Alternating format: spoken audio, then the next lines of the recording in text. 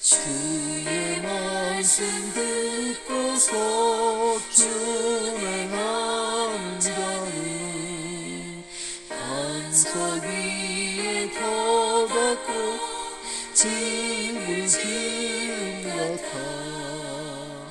비가 와고 물나며 바람 부딪혀도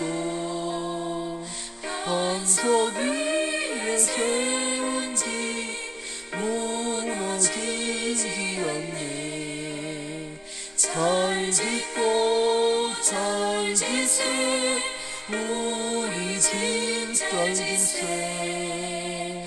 반세 반석 위에도 우리 집 잘 짓세.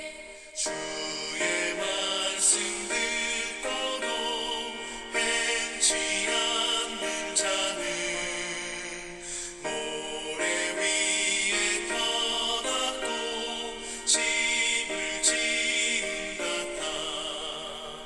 비가 오고 물나며 바람 부딪힐 때 모래 위에 세운 집 크게 무너지네. 잘 짓고 잘 짓세 우리 집 잘 짓세. 만세 반석 위에도 우리 집 잘 짓세.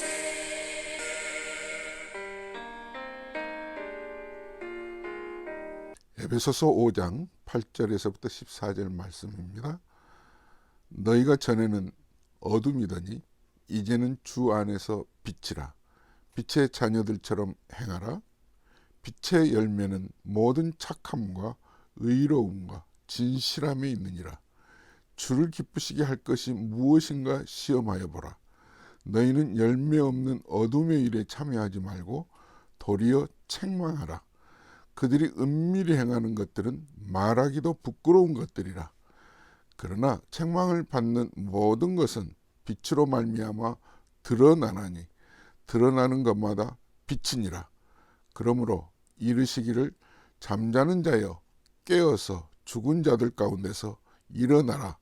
그리스도께서 너에게 비추이시리라 하셨느니라. 아멘. 기독교인의 특징이 있다면 구별된 삶입니다. 구별된 생활, 달라진 모습을 우리는 삶에서 드러내야 되는 거예요. 왜냐하면 우리는 옛사람을 이제 벗어던진 존재거든요. 욕의 욕심을 따라 썩어져가는 구습을 쫓는 옛사람을 벗었잖아요. 무엇 때문에? 그리스도 안에서 하나님의 택함과 구원의 은혜를 입었기 때문에. 그래서 가치관이 달라진 거예요. 오직 심령으로 변화를 받아 하나님의 의와 진리의 거룩함으로 새 사람을 입으라 이렇게 말씀하셨어요. 옷이 바뀐 거예요. 신분이 달라진 거예요. 그러므로 가치관이 달라지다 보니까 삶의 의미와 목표가 이전과는 딴판으로 달라진 거예요. 이게 기독교인의 특징이지요. 이제 5장에 들어와서 사도 바울은 이렇게 권면하고 있습니다.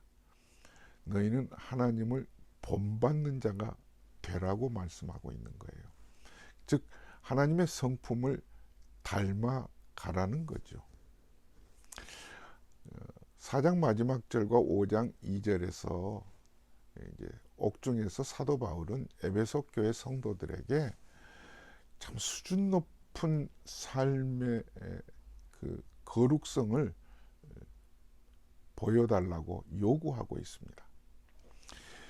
하나님을 본받는다고 하는 것 자체가, 즉 그리스도 안에서 하나님께서 우리를 용서해 주셨잖아요.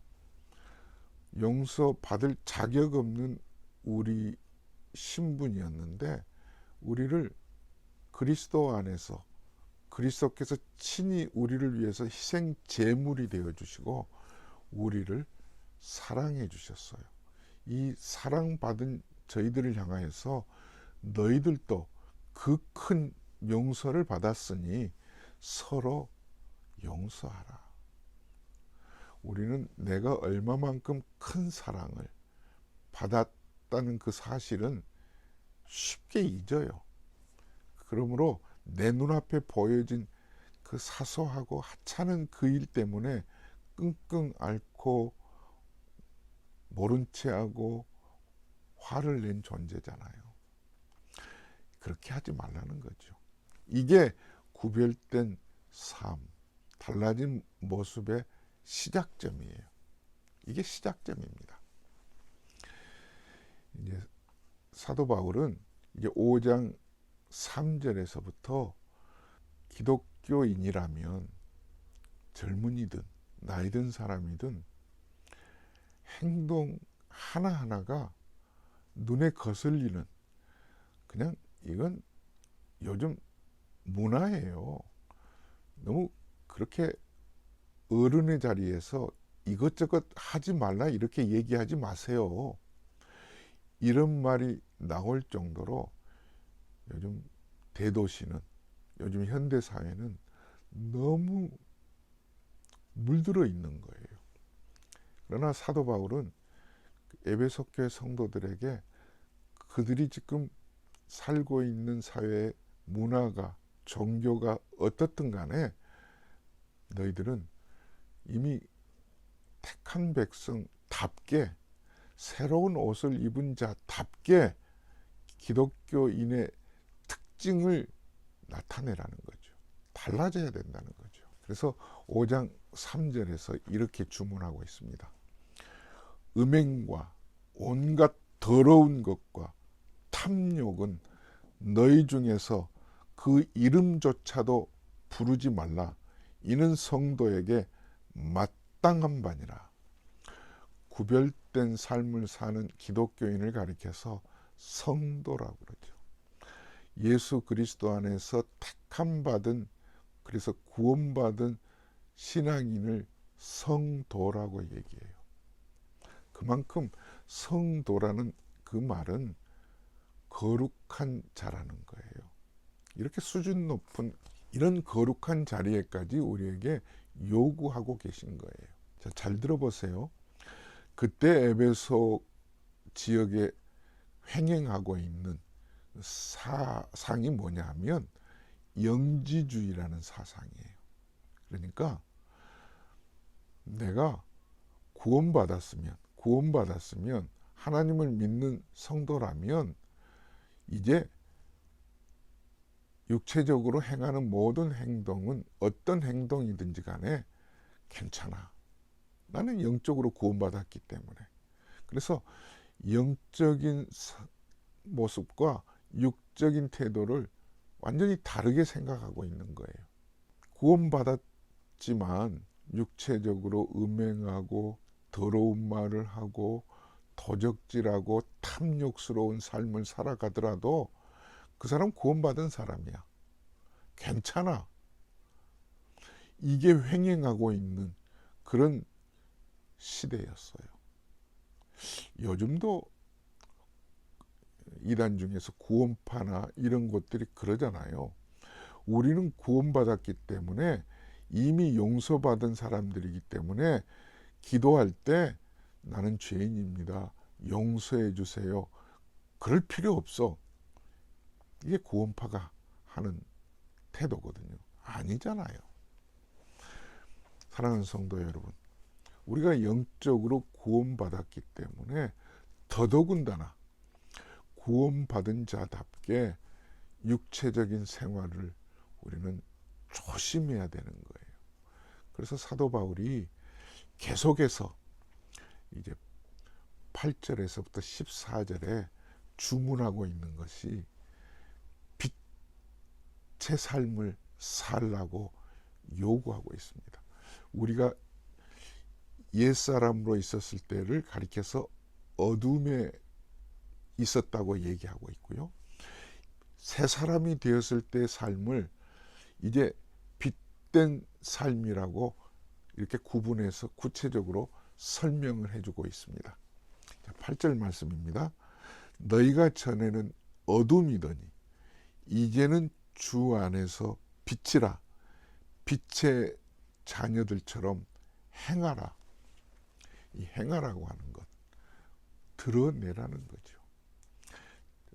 사랑하는 성도 여러분, 나 예수 믿는 사람이야, 나 목사야, 나 장로야, 직분이 그 사람의 구별된 삶을 보증하지 않습니다.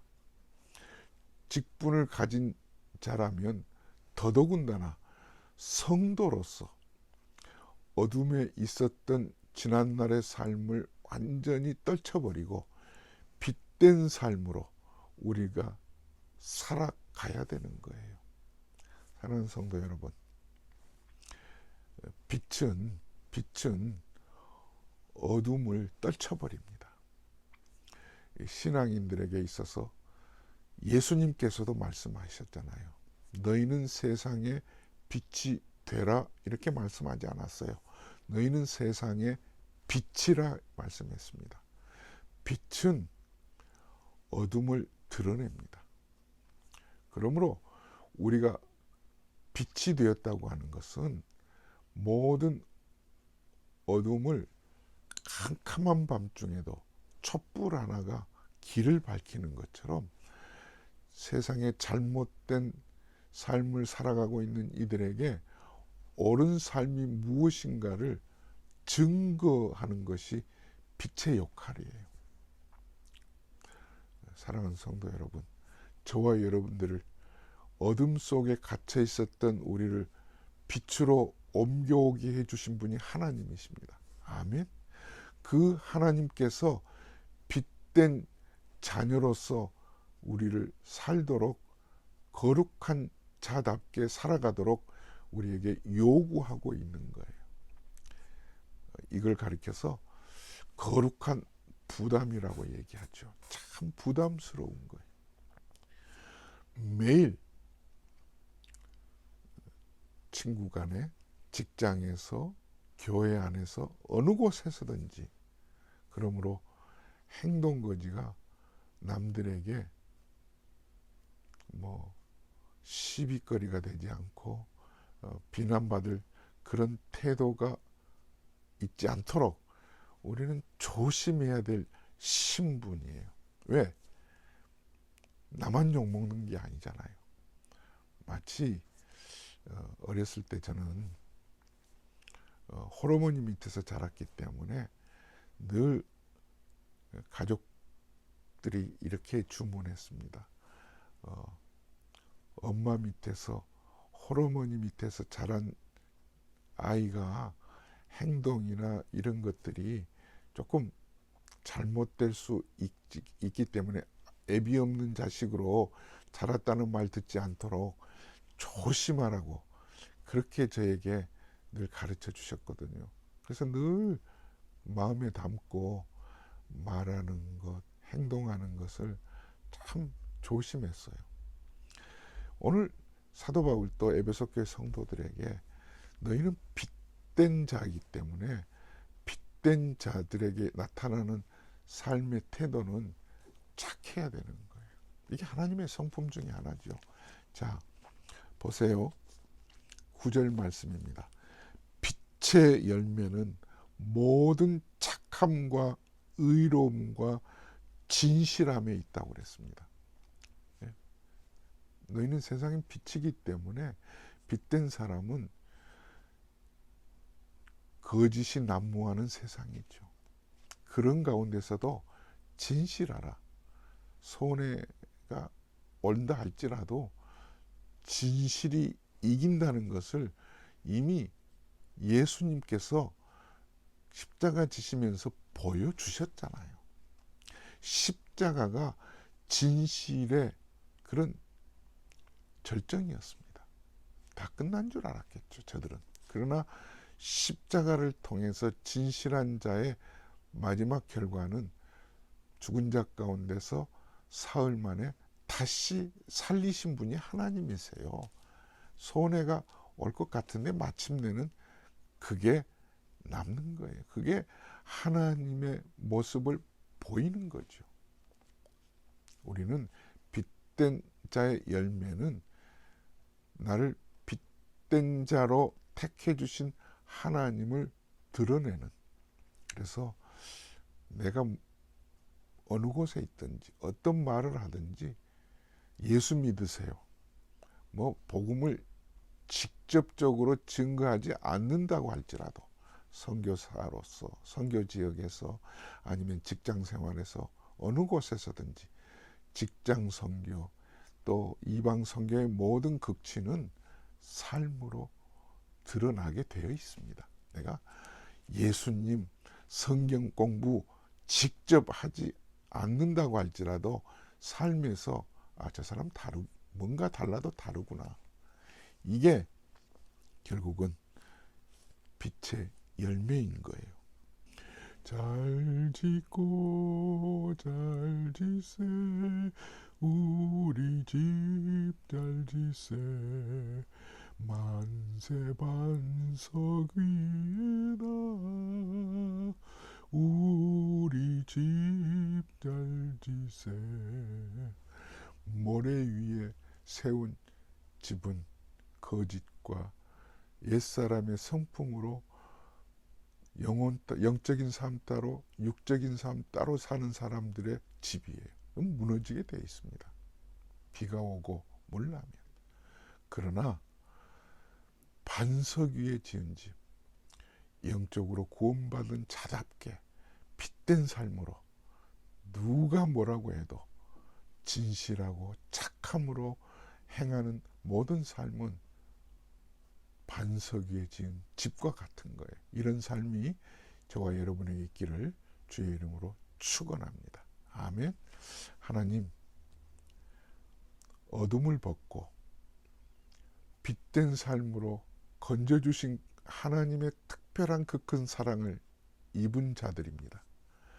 저희들에게 하나님을 본받는 자 되라고 말씀해 주시는 대로 늘 어느 곳에서든지 말하고 행하는 모든 일에 있어서 하나님의 이름을 더럽히지 않고 망령되이 일컬지 않고 하나님을 드러내는, 존귀 여기는 삶을 살아가도록 은혜를 베풀어 주시옵소서.